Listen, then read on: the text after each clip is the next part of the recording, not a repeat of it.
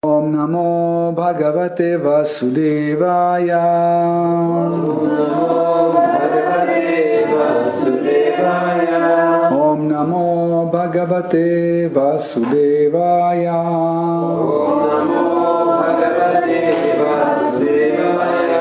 Om Namo Bhagavate Vasudevaya.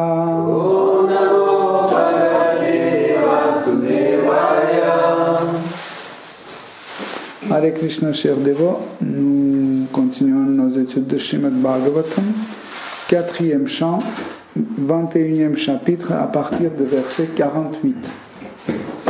Viravarya pita prithivya sama sanjiva shashvati yasedrishi achyute bhakti sarvalokai partari. Traduction. Tous les saints brahmanas s'adressèrent ainsi à Prithu Maharaj. Ô toi le plus vaillant des guerriers, ô Père de la terre, puisses-tu vivre de nombreuses années, toi qui manifestes tant de dévotion envers l'infaillible Seigneur suprême, qui est le soutien de l'univers entier. Teneur est porté par sa divine grâce Bhaktivedanta Swami Prabhupada. Les sadhus réunis dans l'assemblée souhaitèrent une longue vie à Prithu Maharaj, parce qu'il faisait preuve d'une foi indéfectible et d'une ardente dévotion envers Dieu la personne suprême. Bien que la durée de notre existence soit limitée, celui qui a la chance de devenir un dévot du Seigneur peut dépasser le temps qui lui a été alloué.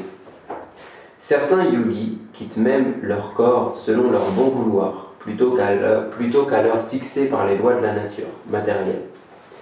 Il convient également de noter que le bhakta vit à jamais du fait de sa dévotion infaillible pour le Seigneur. En effet, il est écrit Kirtir Yasya Jivati. Celui qui laisse derrière lui une bonne réputation vivra éternellement. Plus particulièrement, celui qui est reconnu pour sa dévotion envers le Seigneur vit assurément à jamais. Lorsque Chaitanya Mahaprabhu s'entretenait avec Ramananda Roy, il lui demanda « Quel est l'être qui jouit de la plus haute renommée ?» « Celui que l'on connaît comme un grand dévot du Seigneur, lui répondit Ramananda Roy. Car le bhakta vit à jamais non seulement sur les planètes Vaikuntha, mais également dans ce monde matériel du fait de sa renommée. Ok, merci. Donc, Rasalila.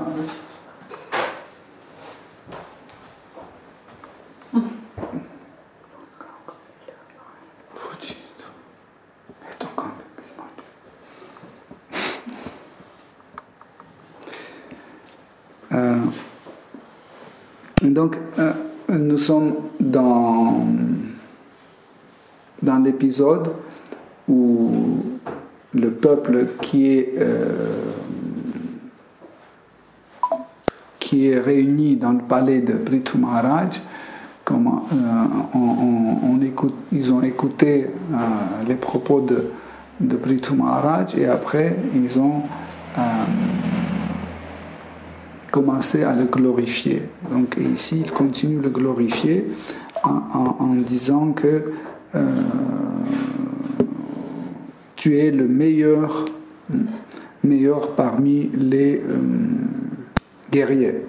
Viravarya, ça veut dire meilleur des guerriers. Pourquoi ils ont glorifié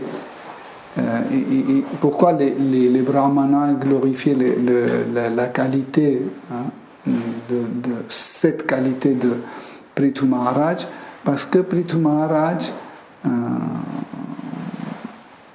était un roi. Et un roi doit assurer la tranquillité de son peuple. Par exemple, quand vous voyez que votre président de la République, il peut faire des actes héroïques, etc., il prend des décisions super sans avoir peur, etc.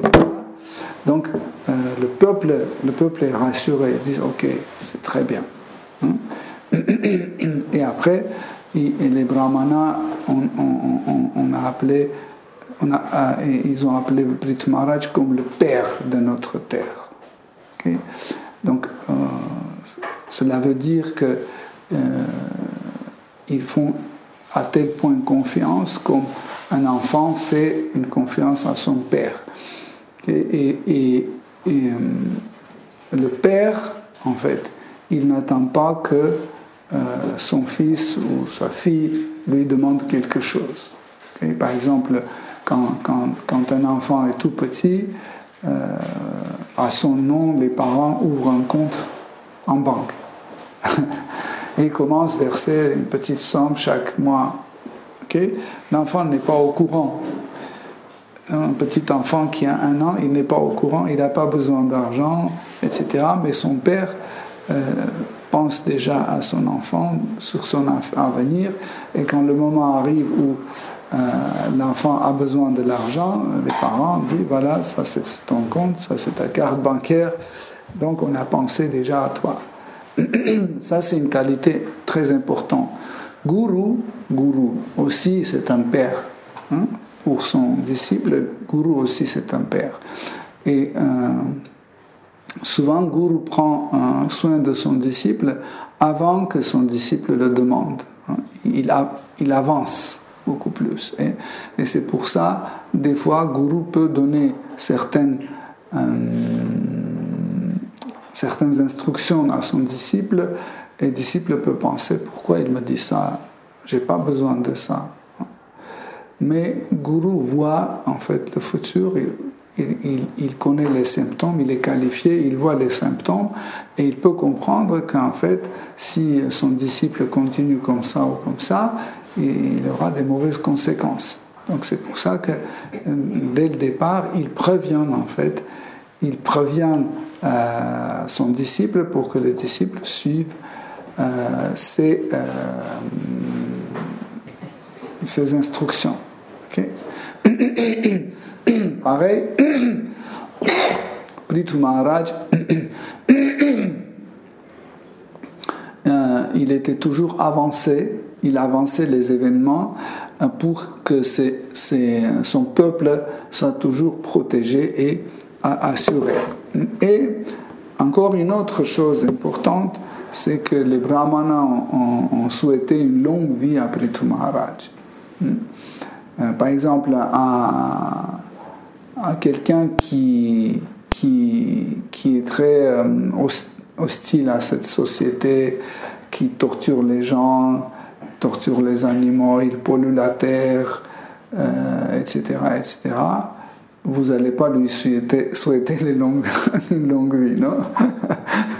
Au contraire, vous allez dire qu'il meurt le plus vite possible, que ça s'arrête avec sa vie. Okay? Mais là, il souhaitait à Prithu Maharaj une longue vie. Pourquoi? Parce que tout en premier, comme explique Srila Prabhupada, tout en premier, c'était un pur dévot de Shri Krishna. En fait, un dévot de Krishna, quand il vit quelque part sur la terre ou dans cet univers, Krishna, il devient d'une façon ou l'autre responsable de ce lieu. Par exemple, si Krishna veut détruire le 18e arrondissement, il va sortir les dévots du 18e arrondissement et après il va détruire.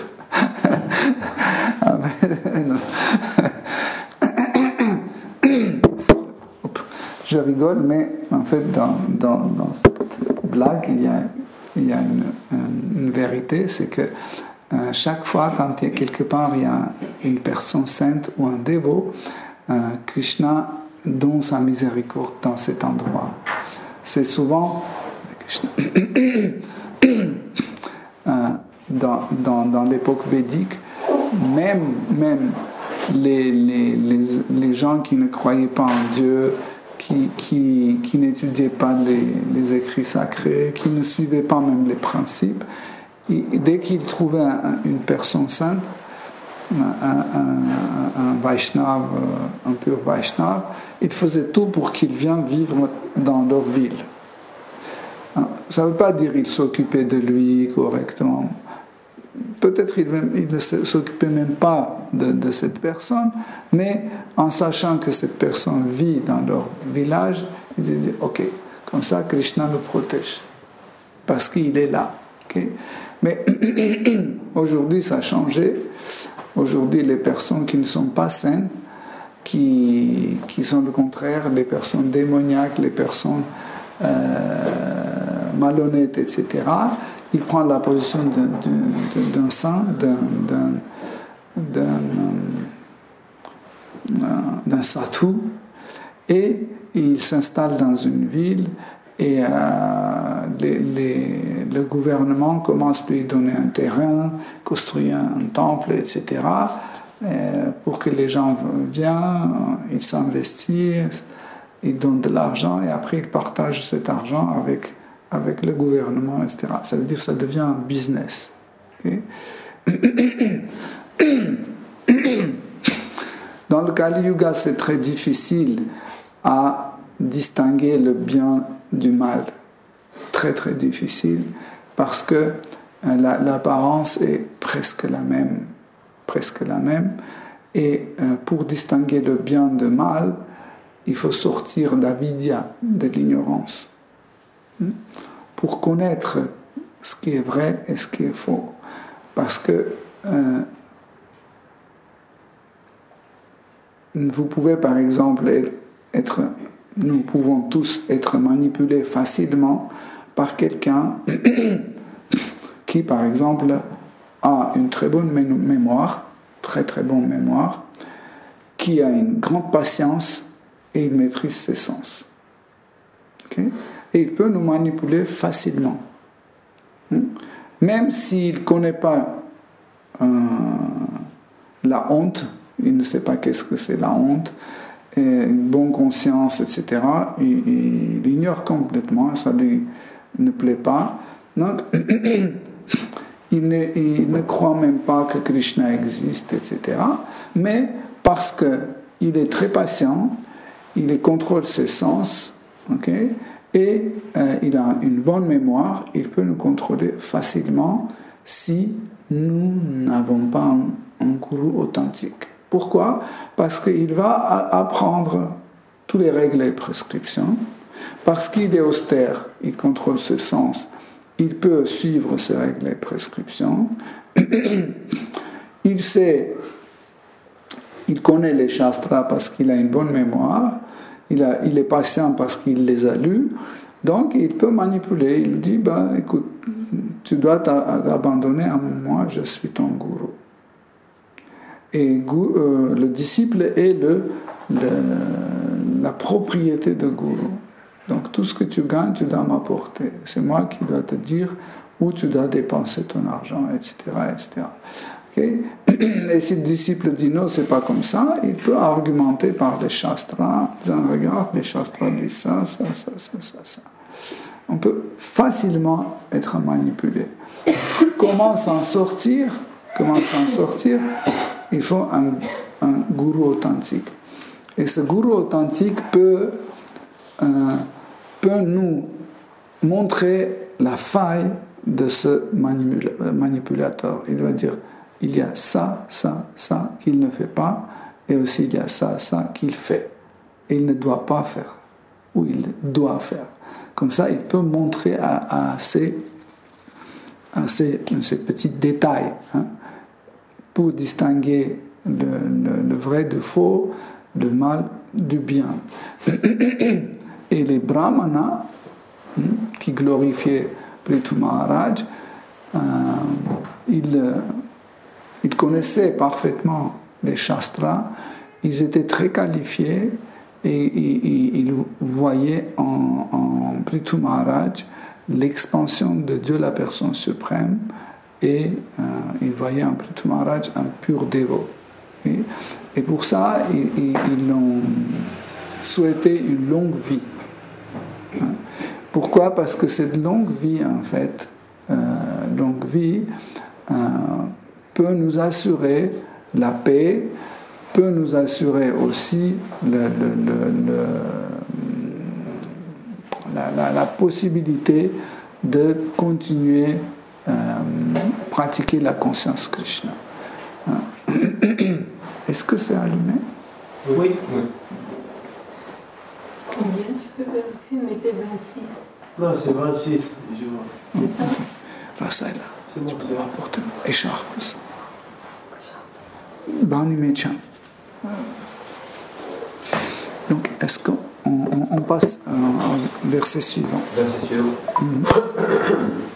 Verset 49. Ô roi, ton renom est assurément le plus pur qui soit. Toi qui répands les gloires de l'être le plus glorifié, le Seigneur suprême, le maître révéré des Brahmanas. Puisque nous avons l'insigne chance de t'avoir pour maître, nous estimons être directement sous la protection du Seigneur. Vous voyez, en effet, les écrits sacrés disaient que les écrits sacrés disent que le roi est le représentant du Seigneur suprême. Et vous savez, presque jusqu'au fin du 19e siècle, beaucoup de croyants, soit dans le christianisme, soit dans l'islam, etc., jusqu'au fin du 19e siècle, étaient convaincus que le roi est le représentant de Dieu.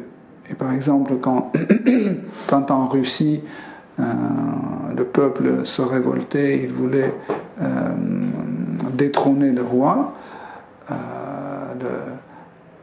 pas tout le monde était pour, parce qu'il disait non, on ne peut pas, parce qu'il est le représentant de Dieu, on ne peut pas le toucher. Mais c'était faux, parce que vous ne pouvez pas être automatiquement un représentant de Dieu juste parce que vous êtes assis sur le trône. C'est pas suffisant. C'est pas suffisant d'être élu par le peuple, hein, pour qu'on dise que vous êtes un représentant de Dieu. Non, ça se fait pas automatiquement. Le représentant de Dieu doit parler pour Dieu, il doit représenter Dieu. Comment il doit représenter Dieu? Il doit faire tout le nécessaire pour que le peuple commence à développer la conscience Krishna. Par exemple, il ne peut pas tolérer une publicité de l'alcool, de la viande, de prostitution, de l'arnaque, etc. Il ne peut pas tolérer ça. Il ne peut pas tolérer que les prix sur la nourriture montent, descendent comme ils veulent, etc., etc. Bref, il fait tout, en fait, pour que le peuple développe la conscience Krishna. Aujourd'hui, les soi-disant représentants de Krishna, qu'est-ce qu'ils font?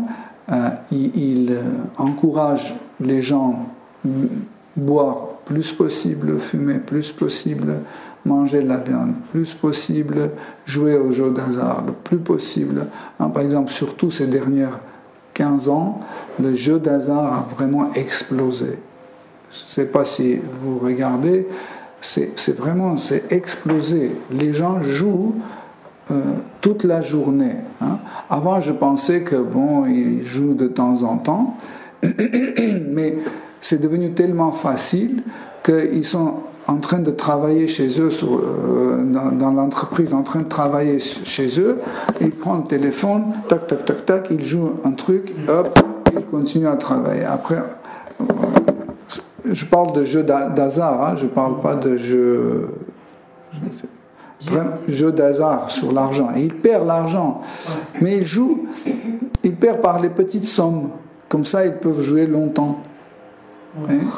Comme ça, 10 euros, 20 euros, 10 euros, 20 euros, voilà. Et toute la journée, tu peux jouer. Après, tu peux gagner 5 euros et tu es très content. Tu dis, voilà, regarde, j'ai gagné.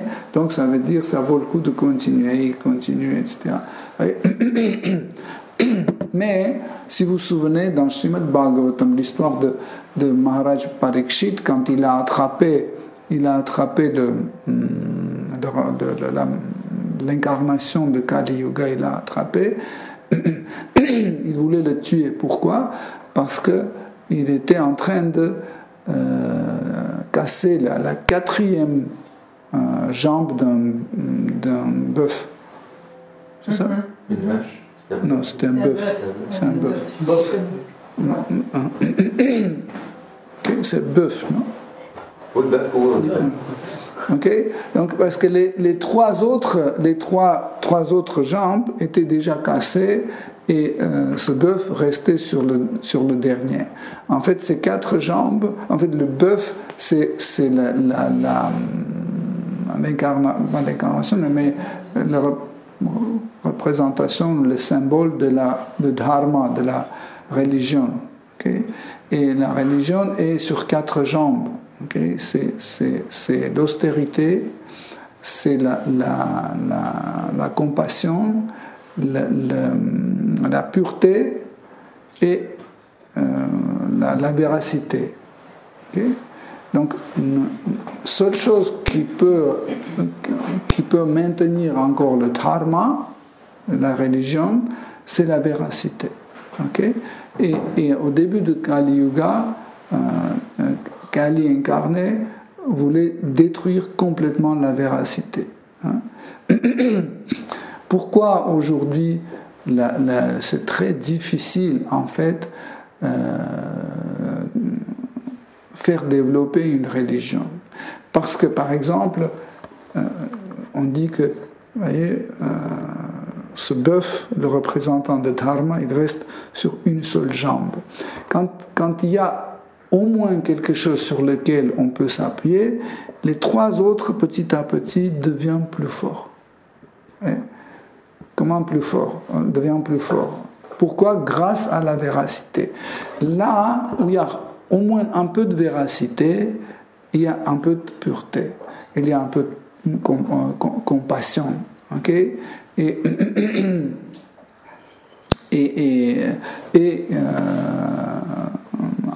un peu de austérité. Okay? Ça veut dire grâce à une qualité, en fait, à une jambe, on peut maintenir les 3 autres. Mais dès que, quelque part, cette véracité commence à affaiblir, les autres disparaissent complètement et Kali Yuga se manifeste d'une façon très pleinement se manifeste. Souvent, les dévots ne comprennent pas bien cet épisode avec Parikshit Maharaj.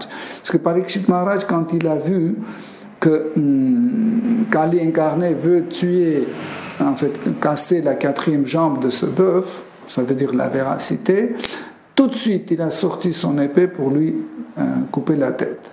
Et Kali a dit, non,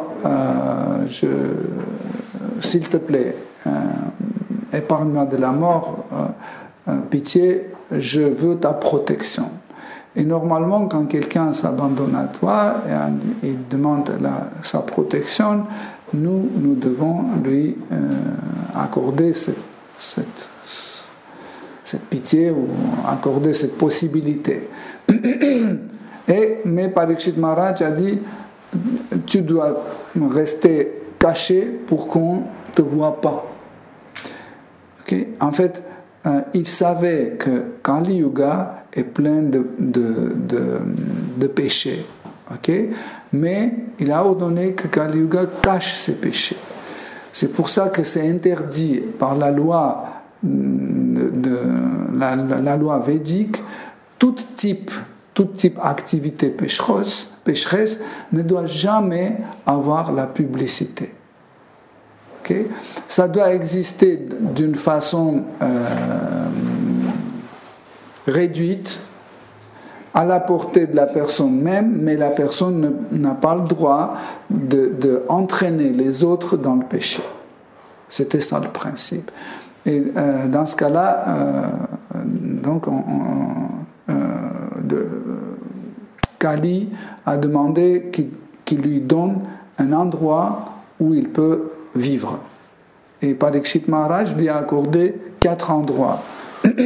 Il a dit, là où on tue les animaux, c'est des abattoirs, les restaurants où on mange la viande. Hein? Donc, sachez que chaque fois quand vous allez dans un endroit, dans un restaurant, où on cuit la viande, où on sert la viande, etc., on participe au péché. Même si vous pensez que, bon, c'est pas grave, moi je vais manger végétarien, etc., même dès que vous entrez là pour manger, juste l'idée comme ça, dès que vous vous asseyez, vous participez à un certain pourcentage, vous participez, et Kali commence à nous influencer tout de suite. Okay? Donc, deuxième endroit où Kali a trouvé le refuge, c'était là où on joue de l'argent. Okay? Troisième endroit, c'était là où on s'intoxique. Et quatrième, c'est là où il y a la relation sexuelle illicite. Dans l'or aussi, non? Dans l'argent? C'est après. Ah.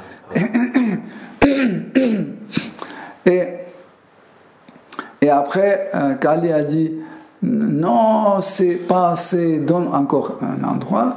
Et Parikshit Maharaj a dit, ok, le 5e, je te donne, c'est l'or. Là où il y a de l'or, tu peux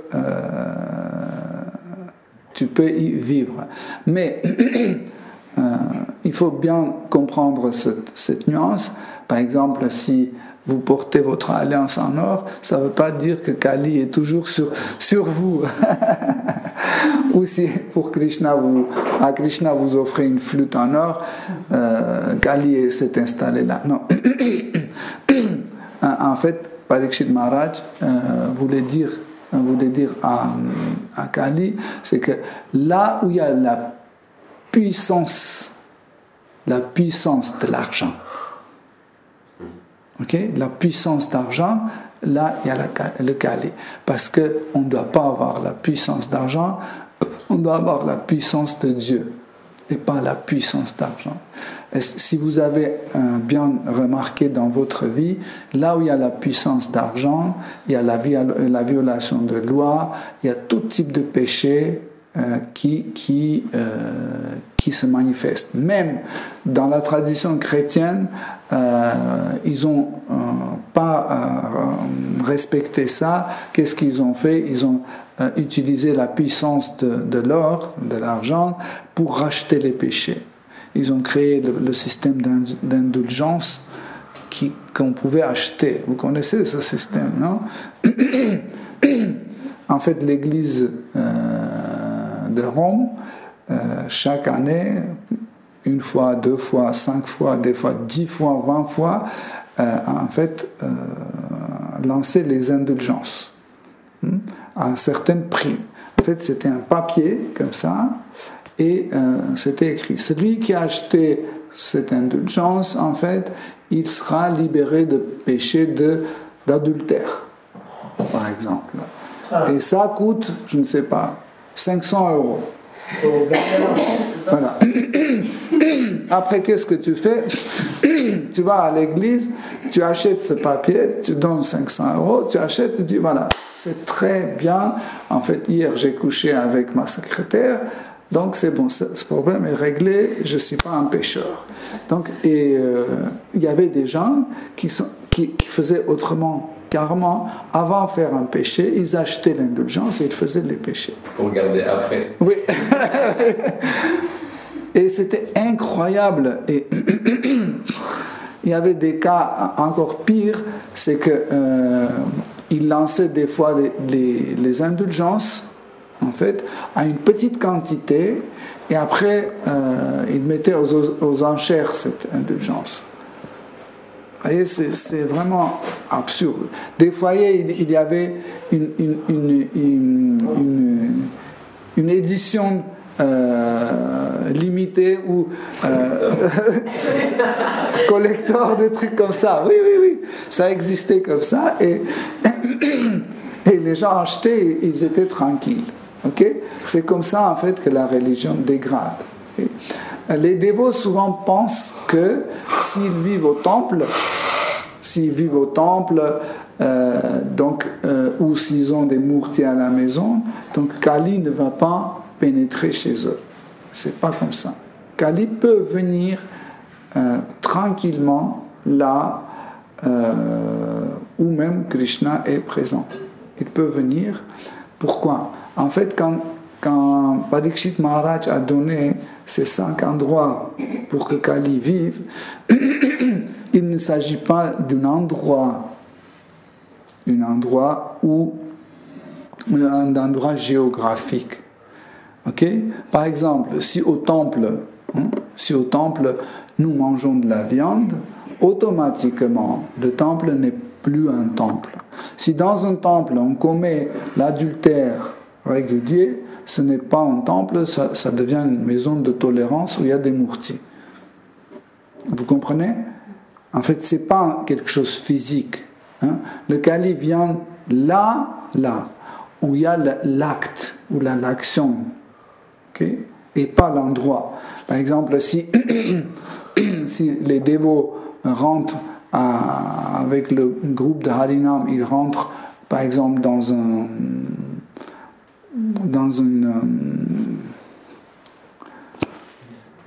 marché, par exemple, dans un marché, à l'intérieur du marché, où il y a les légumes, les fruits, mais aussi on vend de la viande, etc.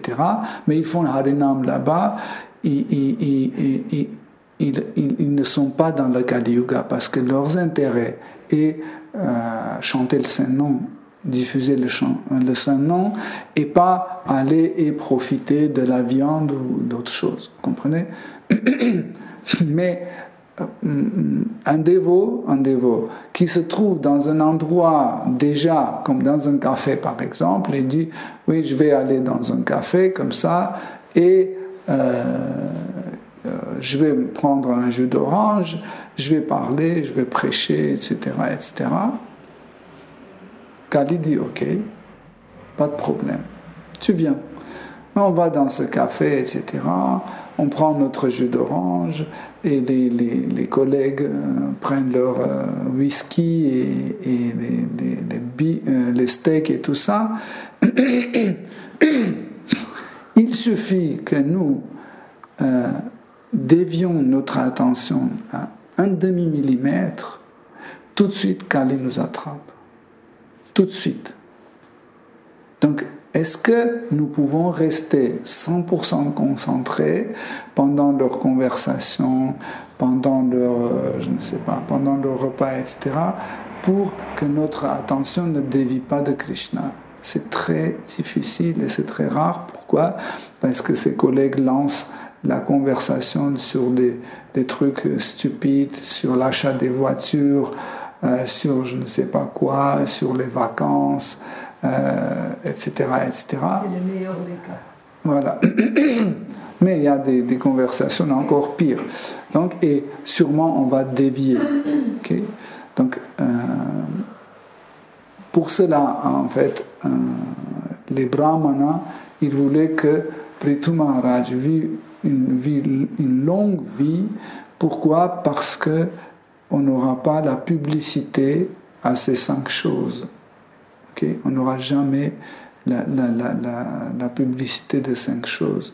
Et le cinquième, comme on a parlé, la puissance d'argent, c'est quelque chose typiquement pour Kali Yuga, et c'est très dangereux, et c'est la chose la plus propagandée en Kali Yuga. Sortez dans la rue, arrêtez n'importe qui et dites, qu'est-ce qu'il vous manque dans la vie? Il va dire l'argent. Tout le monde pense que leur problème, c'est l'argent. Personne ne va dire, ce qui me manque, c'est de l'intelligence. Personne. Parce que tout le monde est convaincu qu'il est intelligent. Même 99% des gens pensent qu'ils sont très beaux. Ils sont convaincus qu'ils ne sont pas laids, ils sont beaux. Tout le monde pense qu'ils sont généreux. ils sont justes, etc. Ils ont toutes les bonnes qualités. Seule chose qui leur manque, c'est de l'argent. Quand tu dis, mais qu'est-ce que tu vas vers l'argent? Tout de suite, ils parlent de la puissance d'argent. Avec l'argent, je vais acheter ceci, je vais acheter cela. Certains disent, oui, si j'avais l'argent, je vais nourrir les pauvres, etc., etc. Si j'avais l'argent, je pouvais arrêter la guerre en Ukraine. Si j'avais l'argent, je pouvais, je ne sais pas, construire un temple pour Krishna. C'est faux. C'est faux. L'argent, la puissance d'argent, c'est une illusion de Kali Yuga. Est-ce que vous pensez que si Krishna veut avoir un temple, il doit attendre votre argent? Est-ce que Krishna est pauvre? Non. Krishna n'est pas pauvre. Il a tout ce qu'il faut. Mais il veut donner la chose au bon moment, au bon endroit, aux bonnes personnes. Krishna n'est pas pauvre. Okay? C'est pour ça que, aussi, quand des dévots tombent dans cette piège en pensant que la puissance d'argent, c'est très... Non. Non.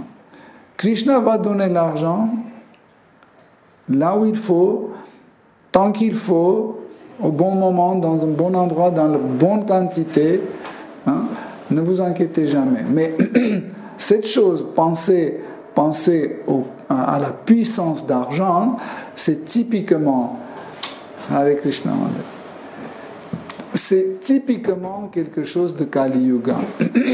Tout le monde est convaincu qu'en fait, le bonheur dépend de l'argent.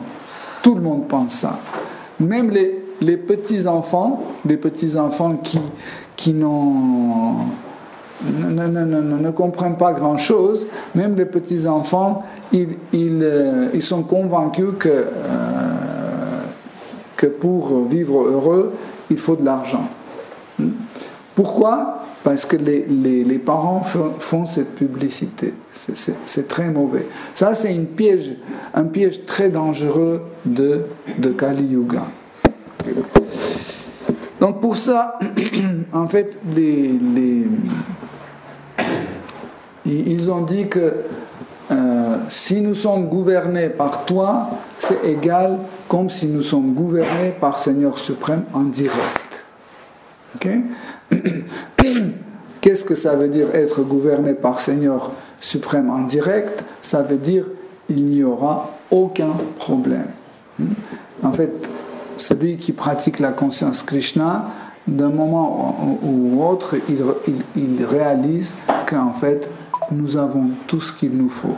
Seule chose qui nous manque, ce n'est pas de l'argent, c'est la conscience Krishna qui nous manque. Vraiment, c'est la seule chose qui nous manque. Le Prabhupada souvent répète ça dans ses teneurs et portées. Il dit, seule chose qui nous manque, c'est la conscience Krishna. Des fois, les dévots, ils tombent en fait, il entreprend une fausse route. Hein. Il pense que, oui, mais il faut que nous parlons de relations familiales, on doit parler la psychologie de couple, etc., parce que c'est très important, c'est la solution. Il faut qu'on apprenne comment les membres de couple doivent se comporter, quelle est la relation entre mari et femme, etc., etc. Et ça, nous empruntons une fausse route. Une fausse route qui nous sort directement sur le matérialisme. Tandis que le problème n'est pas là. Le problème dans le manque de conscience Krishna. À la place de dire aux dévots qu'en fait, votre relation est mauvaise parce que vous n'êtes pas conscient de Krishna, ils disent, ne vous inquiétez pas, on va vous dire, donc il faut que tu dises à ton mari comme ça, il faut que tu lui souris comme ça, il faut que tu mettes une robe verte quand il vient, il faut, je ne sais pas, que tu cuisines ceci, cela, et après quand il dit ça, il faut dire, chérie, c'est faux, c'est complètement faux. Parce que vous pouvez dire tout ça, vos relations peuvent devenir très bien et vous commencerez à vivre la vie matérialiste, complètement matérialiste. Et ça ne va pas durer longtemps. Hein.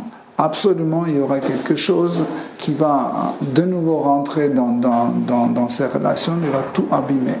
Pourquoi? Parce que le monde matériel, c'est un monde temporaire. Temporaire. Chaque chose qui naît doit mourir. Okay? Nous ne pouvons pas assurer une relation de longue durée, nous ne pouvons pas assurer une relation stable, etc., parce que cette relation est matérielle. Pour que ça soit stable et durable, il faut que ce couple assure une relation spirituelle. Parce que spirituel n'a ni le début ni la fin. Okay?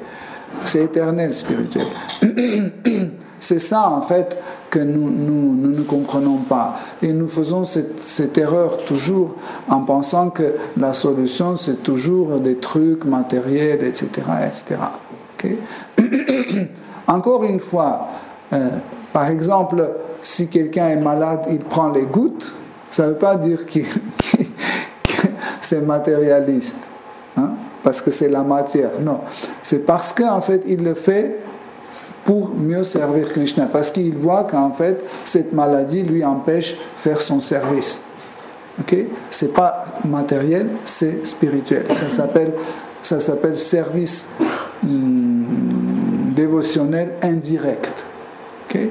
Par exemple, quand on sert Krishna, mais pas directement, hein, mais par exemple, le soin de notre corps, c'est aussi un service dévotionnel indirect, parce que nous faisons ça pour Krishna, mais pas directement à Krishna. Okay? Ça c'est important aussi. Okay? Donc, et les Brahmanas disaient qu'en fait, nous voudrions que tu vis éternellement pour qu'on soit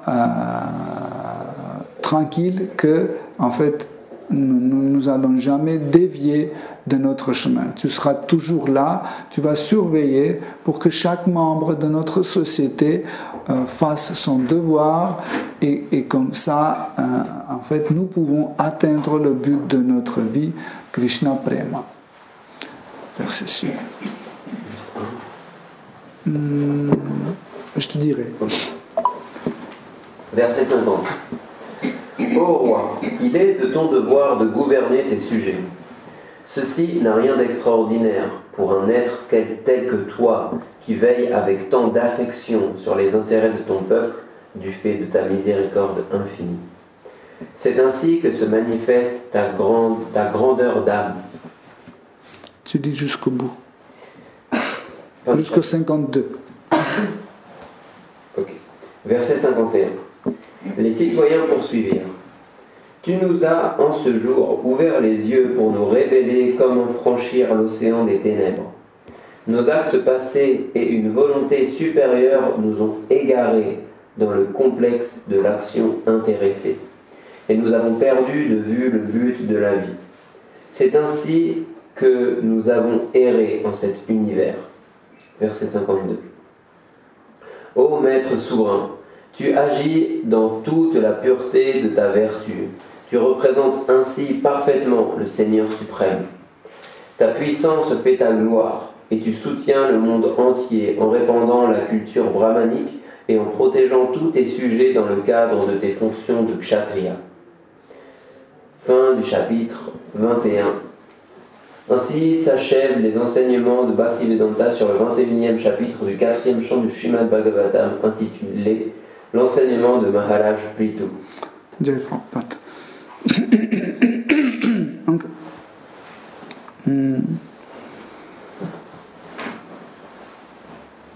comme nous avons dit que le roi est le représentant de Dieu sur la terre, il manifeste les mêmes qualités que Krishna. Par exemple, ici, les Brahmanas appellent Prithu Maharaj un miséricordieux. En fait, miséricordieux, être miséricordieux, c'est une qualité de Krishna. Okay?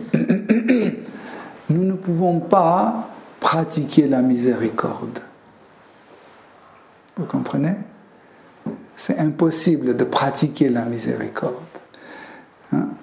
nous pouvons être miséricordieux si nous sommes miséricordieux. C'est notre nature. En fait, quand Krishna est miséricordieux, il est miséricordieux parce qu'il est miséricordieux. Il ne pratique pas ça. Comment vous imaginez? On dit, chaque jour vous pratiquez la miséricorde. Comment vous allez pratiquer? C'est impraticable. C'est juste, vous donnez votre miséricorde à tout le monde parce que vous êtes miséricordieux. C'est votre qualité. C'est comme ça que ça se passe. Et pas que nous pouvons mettre dans notre sadhana, être miséricordieux, être compassionné. Est-ce que vous pouvez pratiquer la compassion? Impossible. Souvent, même certains gourous nous disent « vous devez être compassionné ». C'est incorrect parce que c'est quelque chose qui ne peut pas devenir la partie de notre sadhana. C'est impraticable. Vous savez, sadhana, c'est une pratique. Ok? Et vous ne pouvez pas pratiquer quelque chose dont vous ne possédez pas. Hein? Ça veut dire la miséricorde, la compassion, en fait, nous pouvons manifester si on a cette qualité. Mais ce n'est pas quelque chose qu'on peut pratiquer. Par exemple, qu'est-ce que nous pouvons pratiquer? Par exemple, on peut pratiquer le chant de Mahamantra, nous pouvons pratiquer faire des bourfis, nous pouvons pratiquer l'écoute de Srimad Bhagavatam, etc. Ça, c'est praticable. Mais comment vous allez pratiquer la compassion ou la miséricorde? Vous vous levez à 4 heures du matin et dites maintenant je vais pratiquer ma compassion. Alors, comment je dois compassionner? Oh, Mandakini Mataji, oh, vous êtes dans une situation difficile. Oh, ça sera faux. Vous voyez, ça sera une sorte de sahajya. Ça sera une sorte de sahajya. Ou des fois les dévots disent il faut aimer Krishna Prabhu. Qu'est-ce que ça veut dire il faut aimer? L'amour ne se pratique pas de cette façon. Nous ne pouvons pas se lever le matin et dire ok, maintenant je vais aimer Krishna. Comment vous pouvez aimer? Ça ne se pratique pas. On aime Krishna quand l'amour apparaît en nous. C'est là où on commence à aimer. C'est impraticable. Vous comprenez? Pour cette raison, les brahmanas ont dit à Prithu Maharaj que Prithu Maharaj est miséricordieux. Pourquoi? Parce qu'il est le représentant de Krishna et Krishna a cette qualité. Voyez? Comme par exemple, un petit morceau de sucre est aussi sucré que le gros morceau de sucre dont la partie il fait. D'accord? Ou par exemple, un petit morceau de sel, c'est salé parce que le morceau de sel d'où ça vient possède cette qualité. Okay? Donc, et c'est extraordinaire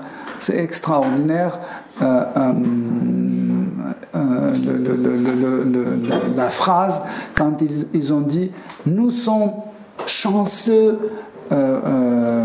d'avoir un roi comme toi. Ça veut dire que c'est une chance. Là, je veux bien attirer votre attention sur cette nuance parce que nous ne pouvons pas élire, vous comprenez? Nous ne pouvons pas élire un bon roi. C'est absurde. C'est quelque chose qui est un cadeau de Krishna. C'est pour ça qu'ils disent pas que nous avons bien fait de t'élire et te mettre sur le trône. Non. Ils ont dit que c'est une chance, c'est la miséricorde de Krishna. C'est Krishna nous a mis toi comme un roi. Parce que le peuple n'est pas capable de choisir un roi. Si on vous propose aujourd'hui de choisir un roi, comment vous allez faire? Par votre propre intérêt, n'est-ce pas? Par exemple, si par exemple je dois payer les taxes foncières ou par exemple, je dois payer l'impôt sur la fortune, par exemple, je vais choisir un roi qui va annuler cette taxe, n'est-ce pas? Okay. Et si quelqu'un, par exemple, veut que la vaccination ne soit pas obligatoire, il va voter pour un roi qui ne veut pas. Et l'autre qui veut que la vaccination soit obligatoire, il va voter pour un autre. Ça veut dire que chaque membre de la société va voter pour un roi de ses propres intérêts. Vous comprenez? Et ça sera toujours quelqu'un qui va plaire à un ou qui ne va pas plaire aux autres, et après ils vont être déçus, comme ça se passe actuellement. Chaque année on vote, on dit wow, ça c'est le meilleur, il est passé par majorité, etc. Et puis 2 jours après, tout le monde, ou le jour même, tout le monde était déçu. Vous comprenez?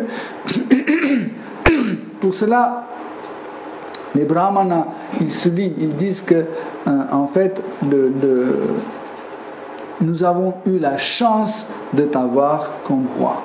C'est une miséricorde de Krishna, parce que nous ne sommes pas capables de choisir un bon roi. Même si nous sommes les brahmanas, nous sommes les connaisseurs des shastras, etc., nous n'avons pas les mêmes qualités de Krishna, parce que Krishna connaît le passé, le présent et le futur. Nous, peut-être, nous connaissons, mais nous connaissons un tout petit peu. Okay? Mais nous avons de la chance. Pareil, en fait, je pensais, quand j'étais un jeune dévot, je pensais que choisir un maître spirituel, c'est la mérite de disciple. Et après, les années passées, j'ai compris que c'est faux. En fait, si vous avez un maître spirituel authentique, c'est parce que vous avez de la chance. Aucun disciple n'est pas assez qualifié pour comprendre que son maître est un maître spirituel authentique. Vous ne pouvez pas. Parce que pour comprendre que cette personne est authentique et qualifiée, il faut avoir déjà une qualification. Vous comprenez? Donc, sûrement, on va choisir quel maître spirituel qui est gentil, qui est souriant, n'est-ce pas? Qui ne demande pas trop de choses, qui dit bon, c'est pas grave, tu bois un peu de café, c'est pas grave, bon, tu manges un peu de chocolat, bon, c'est pas grave, tu chantes pas Hare Krishna mantra, c'est pas grave, tout c'est pas grave, oh, ça c'est un très bon maître spirituel. Bon, je vais le choisir. Ok? Et souvent dans les livres sacrés, vous pouvez rencontrer cette phrase où chaque fois l'auteur de Shastra dit que et lui, il a eu de la chance et il a rencontré Madhavendra Puri. Où il a eu la chance et Ishvara Puri passait à côté de sa maison. Ça veut dire c'est une chance, c'est pas la mérite. Si je me demande qu'est-ce que j'ai fait pour avoir un maître spirituel authentique, rien. C'est lui qui a fait, pas moi. J'ai eu juste de la chance. D'avoir un maître spirituel. C'était la miséricorde de Krishna. Parce que aujourd'hui, quand je commence à réfléchir, je comprends que je n'avais pas des qualités pour comprendre s'il est authentique. C'est maintenant, avec un peu de qualification, je commence à me rendre compte quelle chance j'ai d'avoir tel maître spirituel. C'est une chance. Okay? Et là, les brahmanas, en fait, remercient pareil parce qu'ils ont cette chance. Par la suite, ils disent que à cause de nos actes passés, nous étions complètement perdus. Pas perdus, comment on dit ce verbe en français? Emmêlés. Non, s'emmêler. Quand il y a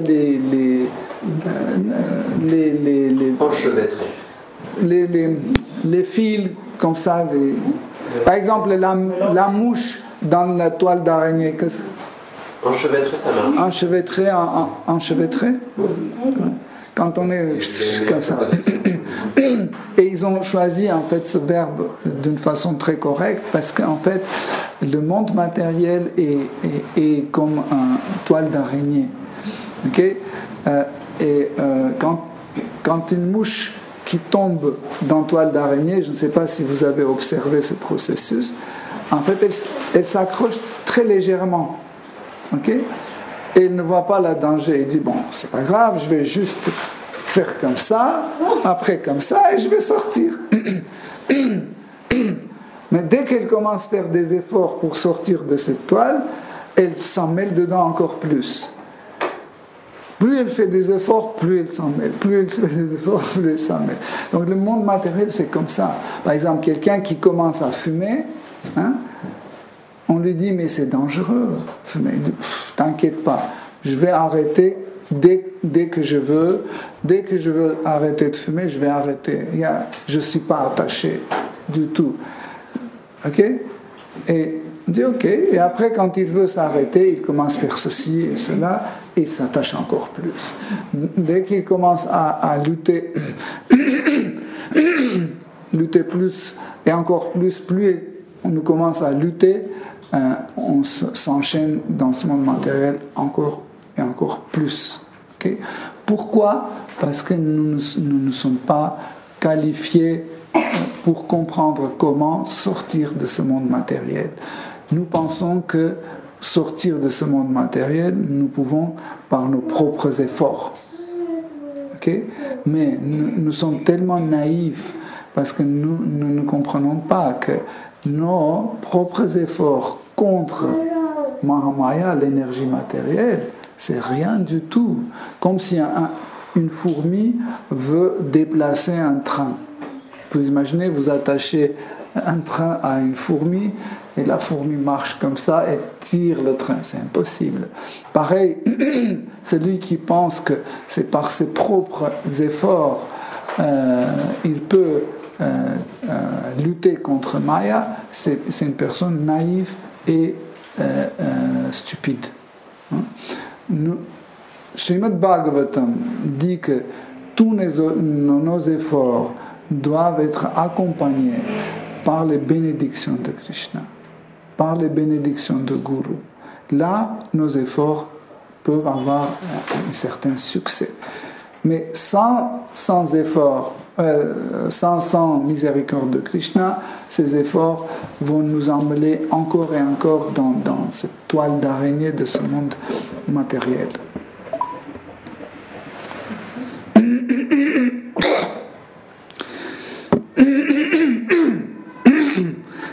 Et dans le dernier verset, il y a encore quelque chose d'important. Les brahmanas disent que Prithu Maharaj est dans son état naturel. Hein? C'est quelque chose d'extraordinaire. Qu'est-ce que cela veut dire que Prithu Maharaj est dans son état naturel? Être état naturel, ça veut dire être quelqu'un libéré de trois gunas et complètement avoir notre relation avec Krishna. Okay? Donc il a dit, quelqu'un comme ça peut nous sortir de ce monde matériel. Nous devons comprendre ça. Nous ne pouvons pas compter sur quelqu'un qui n'est pas qualifié. Nous ne pouvons pas compter sur la gentillesse de quelqu'un, sur sa générosité, sur la loi de l'État, etc., sur les actes de baisse des impôts, etc. Nous ne pouvons pas compter sur ça. Seule personne sur qui on peut compter, c'est sur les personnes comme Prithu Maharaj, des purs dévots de Shri Krishna. Bon, Hare Krishna, on va s'arrêter là. Le micro, tu peux passer.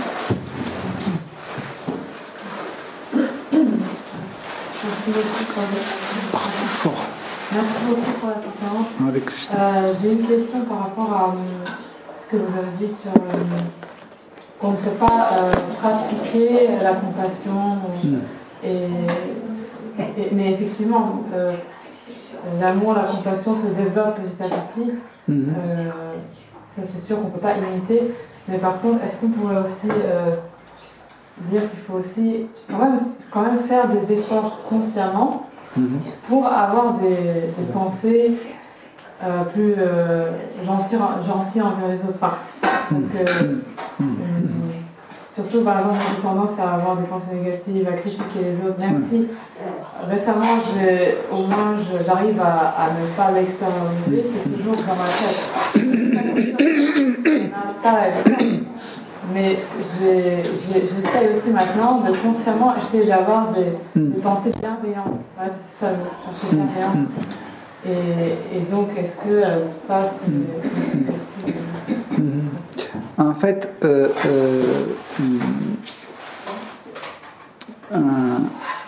si vous vous souvenez, une fois on a entamé le sujet, on a dit que Bhakti peut prendre 3 formes différentes. On a dit Cheshtarupa, Bhavarupa et Abhavarupa. Tu étais à cette conférence? Non? Donc, en fait, Cheshtarupa, c'est une forme, c'est une forme de bhakti qui est composée de 2 parties. C'est sadhana bhakti et anubhava. Sadhana et anubhava. Donc, sadhana, c'est un processus conscient. C'est un processus conscient où nous faisons tout en se rendant compte que nous faisons ça pour Krishna. Par exemple, je coupe des pommes de terre et je me dis à moi-même, sache que ce que tu es en train de faire, tu fais pour Krishna. Donc, je n'ai pas un sentiment que je fais pour Krishna, mais je suis conscient, je me mets dans une situation où je me dis à moi-même, sache, sois conscient que tu fais pour Krishna et pas pour toi. Okay? Comme par exemple, quand vous êtes un trésorier à la banque et vous avez de cash des millions d'euros et vous vous dites, ne mets pas dans ta poche, c'est pas à toi. Pareil, en fait, sadhana bhakti, c'est un processus conscient. On n'a pas des sentiments envers Krishna.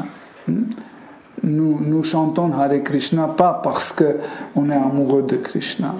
Nous sommes conscients que de ce nom va nous approcher à Krishna. Et on prend le japa, on dit Hare Krishna, Hare Krishna. Après, le mental et le corps disent mais c'est ennuyeux, t'en as pas marre. Et notre mental, notre intellect, notre ego aussi dit bah c'est vrai, combien de temps on peut chanter Hare Krishna, Hare Krishna?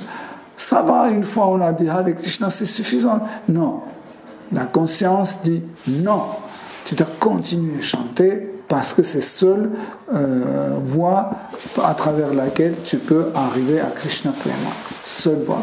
Donc, et tu vois, ça, nous pouvons pratiquer. Ça veut dire on utilise notre conscience et on le pratique. Mais, encore une fois, il n'y a pas de sentiment. Ni quand on cuisine, ni quand on chante, ni quand on écoute, etc. Nous le faisons, nous forçons d'écouter. Hein. Par exemple, vous venez, aujourd'hui, vous avez entendu l'histoire de Prithu Maharaj, demain vous allez au temple de Barcelone, là-bas aussi, quelqu'un parle de Prithu Maharaj. Il dit, oh, je vais aller me promener dans le parc parce que j'ai déjà entendu cette histoire. Vous voyez ? Pourquoi? Parce que vous n'avez pas des sentiments pour Srimad Bhagavatam. Celui qui a un sentiment, il ne dit pas « Oh, c'est la même histoire ». C'est comme par exemple, imaginez, vous vous levez le matin et dites « Oh, c'est toujours la même femme ». On a marre. Pourquoi vous ne dites pas ça? Parce que vous avez un sentiment envers cette personne, vous ne dites pas ça. Okay? Mais dans Sadhana Bhakti, pour ça, ça s'appelle Sadhana Bhakti.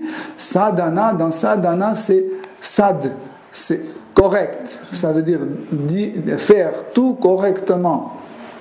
Okay? C'est ça l'idée de mot sadhana. Faire tout correctement, selon les règles et prescriptions. Tout faire selon les règles. Vous aimez pas, ça vous plaît pas, vous prenez pas en compte, vous faites sadhana. Okay? Vous faites comme il faut. C'est pour ça que ça s'appelle sadhana. Okay? Et en fait, pourquoi elle rentre dans Cheshta Rupa? Cheshta veut dire les efforts. Parce que nous faisons à travers certains efforts de notre corps. Okay? Okay? Tout le sadhana bhakti, par exemple, si vous chantez, vous cuisinez, vous lavez, vous écoutez, vous faites des efforts de votre corps pour pouvoir l'appliquer. Okay? Plus conscience, bien sûr. Parce que si vous ne mettez pas la conscience dedans, ce n'est pas un sadhana bhakti. Hein? Si vous ne faites pas consciemment, ce n'est pas un sadhana bhakti. Même si vous faites un puja, etc., si en faisant de puja, vous ne vous rendez pas compte que vous faites ça pour Krishna, ce n'est pas un sadhana bhakti. Ça devient un sadhana bhakti quand nous sommes en train d'être conscients de ce que nous faisons. Ça, c'est sadhana bhakti. Deuxième partie de Cheshta Rupa, c'est des anubhava. Anubhava, ce sont des émotions qui se manifestent à travers le corps grossier et à travers nos sens et à travers à travers notre corps. On ne peut pas dire autrement. Okay? Des fois d'une façon subtile, des fois d'une façon plus grossière. Hein? Je ne vais pas détailler trop. Je vais donner juste quelques exemples. Par exemple, quand vous roulez par terre en extase, okay, c'est anubhava. Parce que c'est les efforts de corps qui participent. Ou par exemple, quand vous pleurez, ashru sattvika anubhava, quand vous êtes en train de pleurer parce que vous avez entendu comment Krishna parle à Radharani et ça vous fait pleurer. Ça, c'est anubhava. Okay? Mais c'est anubhava. On peut parler de anubhava même quand c'est un dévot néophyte. Il y a une petite nuance. Anubhava apparaît seulement quand il y a Sthayi Bhava. Tant que Sthayi Bhava n'est pas manifesté, Hare Krishna. Tant que Sthayi Bhava n'est pas manifesté, Anubhava ne peut pas manifester. Parce qu'elle dépend. En fait, il y a d'abord Sthayi Bhava, après c'est Vibhava, après c'est Anubhava. Ok? Donc, et Anubhava se manifeste à travers le corps. Même, il y a des petites choses qui se manifestent à travers le corps, mais subtiles. Mais c'est toujours Anubhava. Par exemple, le rayonnement. Vous avez déjà remarqué les dévots quand ils sont heureux, comme ça. Les yeux brillent comme ça, c'est Anubhava. Parce que ça se manifeste à travers le corps. Voyez? Ou quand ils sont très tristes, comment dire, comme ça, parce que Krishna est parti, par exemple. C'est Anubhava, où il tire les cheveux. C'est Anubhava. Les cheveux, les habits qui se détachent, qui tombent, ça c'est Anubhava. Il y a aussi Vachika Anubhava, c'est quand le dévot manifeste ses émotions à travers la parole. Hein? Par exemple, quand il dit Krishna, tu es un menteur, etc., ou Krishna, sans toi, je ne peux rien faire, etc. Même quand quelqu'un répète le saint nom parce que il a un sentiment envers Krishna, il dit toujours Krishna, Krishna, Krishna. Hein? Par exemple, des fois, les dévots, ils se coignent quelque part, ils disent oh Krishna. Ça, c'est un Anubhava aussi. c'est un des anubhava les plus naturels. Okay? Donc, ça rentre dans Cheshtarupa. Sattvika Bhava aussi rentre dans Cheshtarupa parce que normalement, elle fait partie des anubhava. Okay? Donc, ça, c'est des choses en fait qui se manifestent de cette façon-là. Bhava Rupa, c'est une autre forme de bhakti qui se manifeste à travers les émotions. Okay? Les émotions qui ne touchent pas le corps. Comme Vibhava, Sanchari Bhava, qui est Sthayi Bhava. Okay? Ces trois-là, ils se manifestent en fait d'une façon interne, et après, quand se manifeste d'une façon externe, il devient Anubhava. Okay? Donc, Vyabhichari Bhava, Vibhava et Sthayi Bhava font partie de Bhava Rupa. C'est une forme de bhakti. Okay? Bhakti peut se manifester comme ça. Si vous voulez plus juste pour savoir ceux qui ne connaissent pas, donc Sthayi Bhava, c'est l'attraction vers Krishna. C'est l'attraction vers Krishna, c'est Sthayi Bhava. Sthayi veut dire stable, constant. Okay? Tant que Sthayi Bhava, cette constance ne manifeste pas, les autres ne vont jamais se manifester. Parce qu'ils seront toujours perturbés. Par la suite, en fait, grâce à Sthayi Bhava se manifeste Vibhava. Vibhava, c'est une émotion de perception de Krishna et de nous-mêmes. Par exemple, grâce à Vibhava, je sais que Krishna est mon fils et je suis son père. Ça, c'est Vibhava. Okay? Et ce Vibhava, en fait, se manifeste à travers les anubhava. Okay? À travers les anubhava. Comme par exemple, si Mère Yashoda commence à pleurer parce que Krishna est tombé, donc, elle sent que son fils est tombé, okay? C'est une émotion maternelle, okay? Et ça se manifeste à travers la pleure. Ou quand elle s'évanouit. Okay? C'est aussi une pralaya sattvika anubhava quand on s'évanouit. Okay? Donc, ça va jusque-là. Et troisième, c'est en fait c'est le troisième qui concernait ta question. C'était juste un rappel. Et troisième, c'est abhava rupa. En fait, abhava rupa, c'est que il n'y a aucun bhava à sa comment on dit en français? Par l'émotion? Non, à. Le préfixe A. Négation. Voilà. Privation. Ok. Donc abhava, ça veut dire il n'y a pas de bhava. Ok. Ce sont des actes qui ne se font pas. Par exemple, nous ne faisons pas nama aparata, nous ne faisons pas seva aparata, nous ne faisons pas vaishnava aparata, nous ne faisons pas guru aparata, etc., etc. Ça veut dire ne pas faire. C'est pas que comment vous pouvez ne pas faire. En fait, ne pas faire, c'est aussi une forme de bhakti, okay, qui s'appelle abhava rupa. Ok? Donc, par exemple, ça, vous pouvez pratiquer.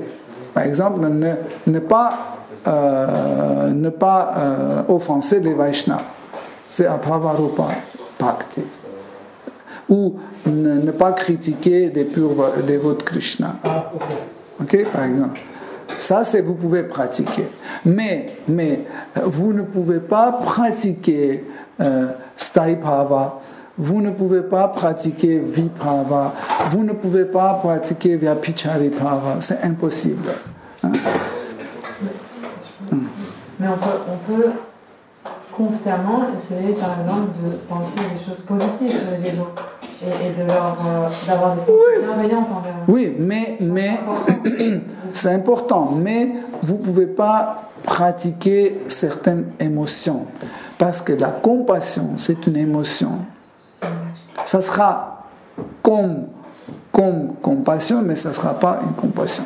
Par exemple, quelqu'un est tombé et il est cassé la jambe, tu regardes et dis, il faut lui aider. Ça, c'est pitié. Même pitié, vous ne pouvez pas pratiquer parce que c'est une émotion. Comme par exemple, juste un petit instant, comme par exemple dans le Vyabhicharipava, il y a un Vyabhicharipava comme le sentiment de la culpabilité. C'est un Vyabhicharipava. Est-ce qu'on peut le pratiquer? Est-ce que tu peux pratiquer? Tu arrives devant Krishna et dis, oh Krishna, je suis coupable. Tu n'as pas ce sentiment. Tu dis, ça ressemble à quelqu'un qui a le sentiment de culpabilité, mais tu manifestes la culpabilité sans avoir le sentiment de culpabilité. Tu comprends? Donc ce n'est pas un sanchari prava, tu comprends? Donc en fait, il y a des émotions. Par exemple, dans Bhakti Rasamrisa Sindhu, Rupa Goswami donne un exemple de Kamsa. Il disait que Kamsa, il avait peur de Krishna et il détestait Krishna. Il avait les sentiments d'hostilité envers Krishna. Okay? Et en fait, il dit que Narada Muni dit dans Srimad Bhagavatam que les sentiments d'hostilité nous faisons être concentrés sur Krishna beaucoup plus profondément et plus stable que les sentiments d'amitié. Et après, Jiva Goswami dit, mais vous ne pouvez pas pratiquer ça, parce que c'est un sentiment. Est-ce que vous pouvez pratiquer l'hostilité contre quelqu'un? Non. Vous ne pouvez pas, parce que l'hostilité, c'est un sentiment. Okay? Vous ne pouvez pas pratiquer, vous ne pouvez pas dire, ok, si Narada Muni dit que l'hostilité nous aide à être concentrés sur Krishna, je vais pratiquer l'hostilité. Vous se levez le matin et vous dites, je déteste Krishna. Mais vous ne détestez pas, vous dites que vous détestez. Mais ça, un bhava, ce n'est pas une parole. Un sentiment, ce n'est pas une parole. Une parole, c'est un sentiment. Ok? Donc vous ne pouvez pas pratiquer ça. Oui, j'entends tout à fait. J'ai juste entendu déjà dans d'autres conférences que le fait de pratiquer au niveau de la pensée, c'est important. Oui, c'est juste la pensée. Oui, c'est pour ça que... Parce qu'on peut faire très bien chanter les tones, lire, tout ça, on peut tout faire, mais si on a toujours cette tendance à critiquer les autres ou à être dépressif, je ne sais pas quoi, donc à un moment donné, il faut aussi cultiver des pensées. Oui, mais c'est pour ça qu'il y a sadhana bhakti, bhava bhakti et prema bhakti. Ok? Sadhana bhakti, c'est pas encore bhakti. C'est quelque chose qui ressemble. Comme quand je viens devant Krishna et dis Krishna, je suis coupable, mais je n'ai pas de ce sentiment. Je sais, comme tu as dit, consciemment, je sais qu'il faut dire ça, par exemple. Okay, je suis quelqu'un déchu, mais j'ai aucun sentiment que je suis déchu. Je pense que je suis très bien. Comment? Pareil, sadhana bhakti, c'est une pratique. C'est une pratique. Elle ressemble beaucoup extérieurement, elle ressemble à sadhana, mais à bhakti, mais c'est pas encore un bhakti. Pareil. Quand par exemple nous voudrions jouer entre guillemets la compassion, la pitié, je ne sais pas, la bienveillance, etc., c'est juste une forme en fait des actes qui n'ont pas encore ces sentiments. Okay? Et on ne peut pas les appeler la compassion, parce que compassion, par exemple, qu'est-ce que c'est vraiment une compassion? Il est en train de souffrir, je souffre avec lui. Ça, c'est la compassion. Okay? Mais comment nous essayons de manifester notre compassion, on arrive et dit, donc quand on est compassionné, on doit dire les mots suivants.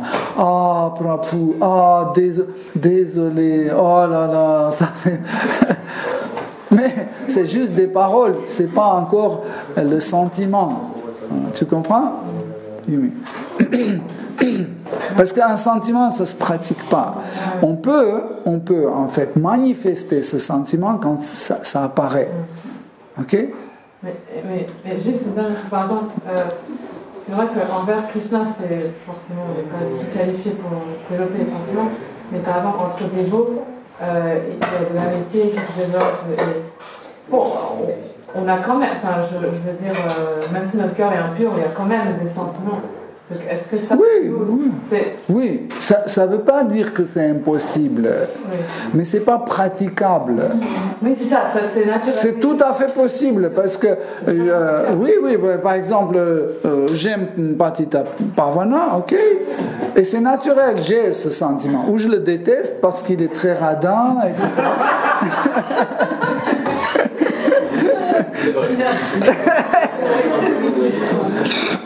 Tu comprends?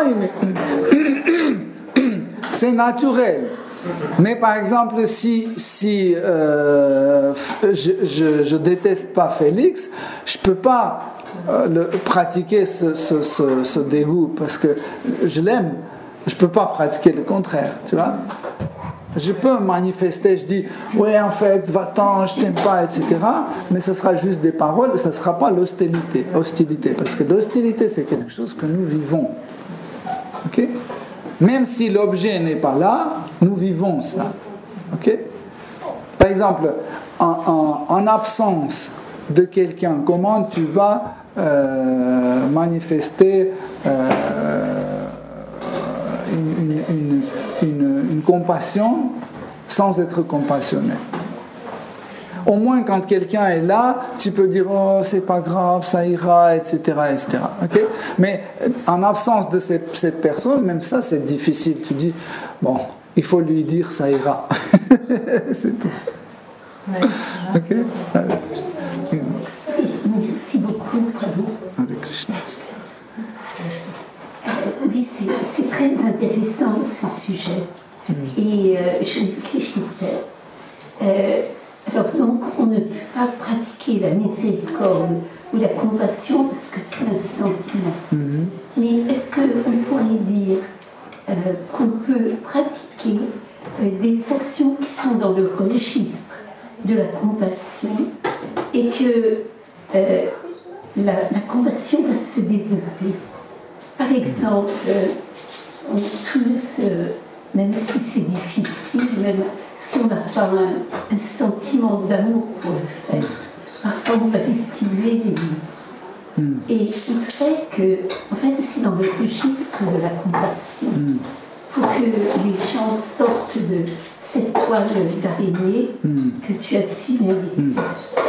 Et j'ai vu un dévot russe, par exemple, qui faisait ça après l'année, et je me suis aperçue qu'il avait développé une compassion qui n'était pas là il y a quelques années, qui était extraordinaire. Oui, j'ai compris, En effet, pour arriver à la compassion, pitié, etc., chez le Rupa Goswami, il nous montre le bon chemin.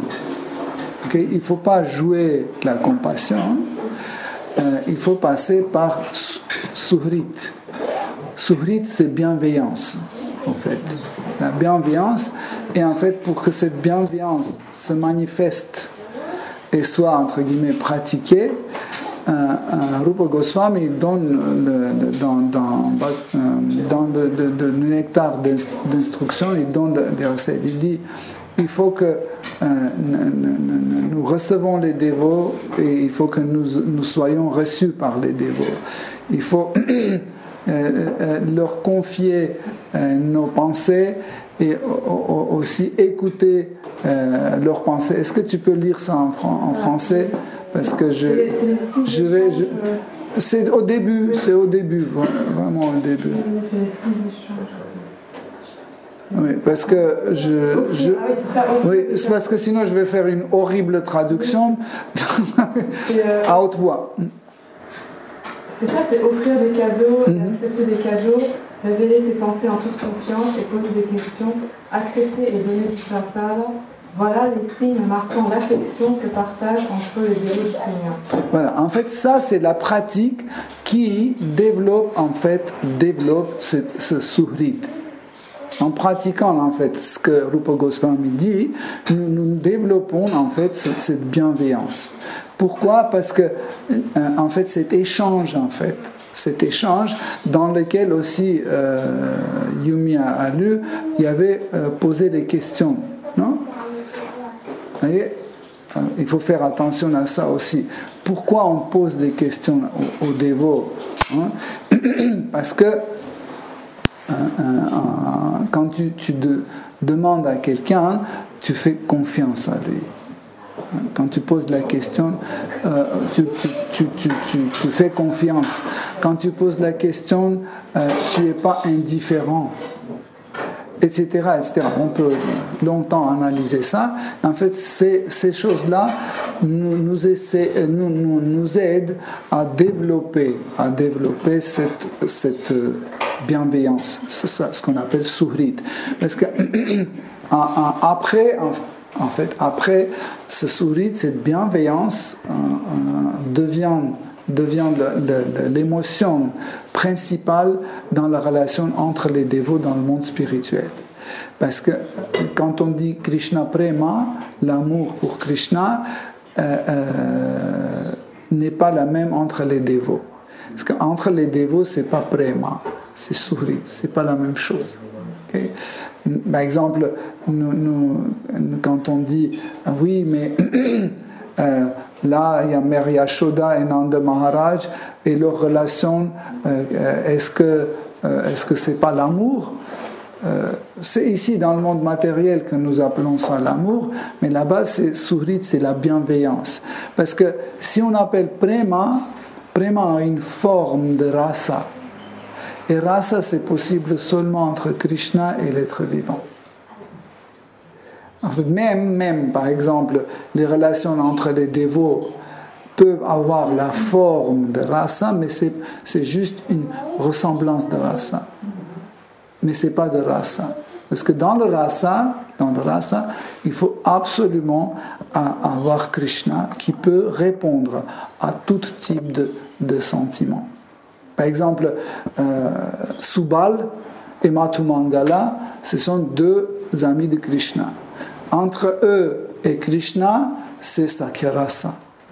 Okay, ils sont amis de Krishna. Entre eux-mêmes, ils sont aussi amis.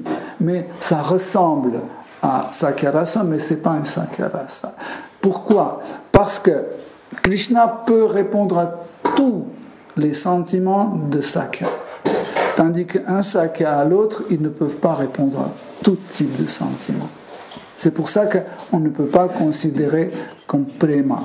Parce que Prema, en fait, a toujours une forme. Et dans cette forme, absolument, quelqu'un doit assurer rasa. Dans nos relations avec Krishna, c'est Krishna qui assure le rasa. Nous ne pouvons pas assurer le rasa. Nous pouvons proposer quel type de relation on veut avec lui. Parce que pour le rasa, on prend en compte le sentiment de dévot envers Krishna et pas le sentiment de Krishna envers le dévot. Vous comprenez ? Par exemple, prenons comme ça Bhishmadev. Vous connaissez Bhishmadev. Donc Krishna le considérait comme son père, comme son grand-père, comme son père. N'est-ce pas ? Ok ? Et vous pouvez dire, ok, donc dans ce cas-là, on peut dire que Krishna et Bhishmadev sont dans Vatsalya Rasa, n'est-ce pas ? Parce que Bhishmadev est comme son père. Mais on ne peut pas prendre en compte les sentiments de Krishna vers Bhishmadev, nous prenons les sentiments de Bhishmadev envers Krishna. Et là, on voit que ces sentiments, c'était le Dasya Rasa. Okay? Même si Krishna montre comme s'il est son petit-fils, etc., c'est pas Vatsalya Rasa. Parce que nous prenons en compte la relation entre les sentiments de dévot envers Krishna. Et c'est Krishna qui assure cette relation. Les autres dévots ne peuvent pas assurer. Ils peuvent un peu assurer, mais pas jusqu'au fond. C'est pour ça que, en fait, Krishna reste entre eux pour que ce suhrit marche. Par exemple, si vous retirez Krishna de couple Nanda Maharaj Mary Yashoda, leur relation va s'arrêter. Si vous retirez Krishna dans l'amitié de Subal et Madhu Mangala, leur amitié va s'arrêter. C'est grâce à Krishna, en fait, c'est Krishna qui maintient ces relations. Ok? Commentaire et tu me compléteras si tu veux, par rapport à la question de Yumi. Est-ce qu'elle disait, est-ce que par rapport aux bhava, dès le début, un néophyte peut avoir du bhava? Je voulais dire que les bhavas peuvent apparaître à n'importe quel moment, mais ça peut être juste un iskra, étincelle. Imagine un toile qui est tout vide et il y a un point rouge, par exemple, ou jaune. Et chaque fois, quand un dévot développe un bhava, ça peut être un bhava, même quelqu'un néophyte peut écouter Krishna Katha et les poils peuvent se redresser. Mais ça peut être juste une seconde. C'est une forme d'échantillon. Échantillon, ou comme Arjuna disait, on ne peut pas dire oh Krishna, on est coupable si vraiment on ne se sent pas coupable, mais la personne à un moment donné peut sentir sincèrement. Mais si elle est néophyte, ça ne sera pas tout le temps. Et chaque fois, au fur et à mesure on avance, ces points remplissent. À un moment donné, tout le toile sera rempli. Tu vois, avec chaque point, on remplit. Parce que ce n'est pas qu'au niveau de notre étape, on arrive à un moment donné, et tout d'un coup, tout arrive. C'est toujours petit à petit. Voilà, donc il y a, en fait, parce que Rasa il a voulu que je commande, en fait, des fois, nous n'avons pas ni qualification, ni bhava, mais nous pouvons profiter de bhava et de qualification de guru ou d'un pur dévot. En fait, sa présence peut nous aider de goûter des bhavas. Ça peut. Et vous voyez, c'est pas en fait notre mérite, etc. C'est qu'en fait, parce qu'il était là, hein, par exemple, imaginez que Ramananda Rai, ici, en extase, il tombe par terre inconscient. Sûrement, ça va nous frapper et on va revivre un petit échantillon de Pralaya Sattvika Anubhava. Un échantillon. Mais ça ne veut pas dire que demain je me lève et puis hop, je m'évanouis. Non. Je m'évanouis, pourquoi? Parce que Ramananda Rai s'est évanoui, il a manifesté, en fait, ce Pralaya Sattvika Anubhava, il a manifesté, ok, et ça m'a touché. Parce qu'en fait, Bhaktivinoda Thakur, il dit qu'en fait, les bhavas sont comme ça. Ils peuvent se manifester et pousser la matière à bouger. Et ça peut aller jusqu'à une deuxième, troisième, quatrième personne. Ok, Hare Krishna, chers dévots, merci pour vos questions. Srimad Bhagavatam ki jai, Srila Prabhupada ki jai. Toute gloire aux dévots assemblés.